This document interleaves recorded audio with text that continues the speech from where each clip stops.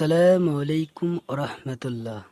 গড়ে যদি কোনো জিনের অস্তিত্ব বিদ্যমান থাকে, তবে তার সাথে মোকাবেলা করার মতো শক্তি আল্লাহ তাআলা বিড়ালকে দিয়েছেন। বিড়ালটি জিনের সাথে থাকা নেগেটিভ এনার্জিগুলোকেও শোষণ করতে পারে। শুধু তাই নয়, বিড়ালের শরীরে আল্লাহ এমন একটি ব্যাকটেরিয়া দিয়েছেন যা কিনা আমাদের আশেপাশে থাকা সব ধরনের নেগেটিভ এনার্জিগুলোকেও শোষণ করতে পারে।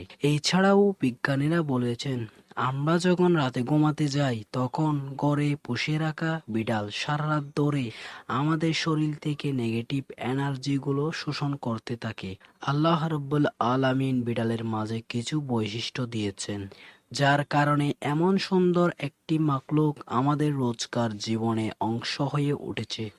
রাসূল সাল্লাল্লাহু আলাইহি সাল্লাম বিড়াল পছন্দ করতেন এবং বিড়াল পালন করার কারণে তিনি তার এক প্রিয় সাহাবীর ছদ্মনাম দিয়েছেন আবু হুরায়রা, যার শব্দর অর্থ বিড়ালের পিতা। কেন একজন মুসলিমের বিড়াল পালন করা উচিত? গবেষণা করে জানতে পারা যায়, আজ থেকে ৮,০০০ বছর পূর্বে জঙ্গলে বিড়ালরা খাবারের খোঁজে জনবসতিতে আসতে শুরু করে। সে সময় জমিতে ইঁদুরের অত্যাধিক উৎপাত ছিল। সেই সব ইঁদুরকে তাড়া করতে করতে একসময় বিড়ালরা মানুষের বস্তিতে এসে পৌঁছায়। ওই সময়ে জমিতে থাকা ইঁদুরগুলো বিড়ালের প্রিয় খাদ্য হওয়ার পাশাপাশি মানুষের জন্যও একটি বড় সমস্যার কারণ ছিল।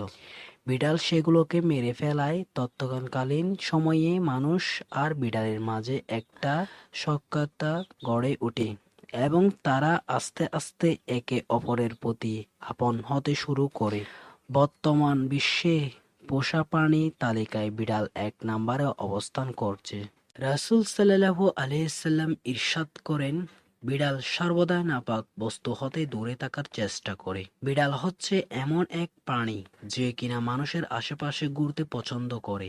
আমাদের সকলের প্রিয় নবী হযরত মুহাম্মদ সাল্লাল্লাহু আলাইহি সাল্লাম বিড়ালের সাথে অত্যন্ত ভালো আচরণ করেন। তাই আমাদের উচিত বিড়ালের সাথে সুন্দর আচরণ করা। আর কোনো বিড়াল যদি অত্যন্ত হিংস্র হয়ে যার কারণে মানুষের সাথে খারাপ আচরণ করতে শুরু করে, তবে সেটিকে না মেরে অনেক দূরে কোথাও রেখে আসাই শ্রেষ্ঠ।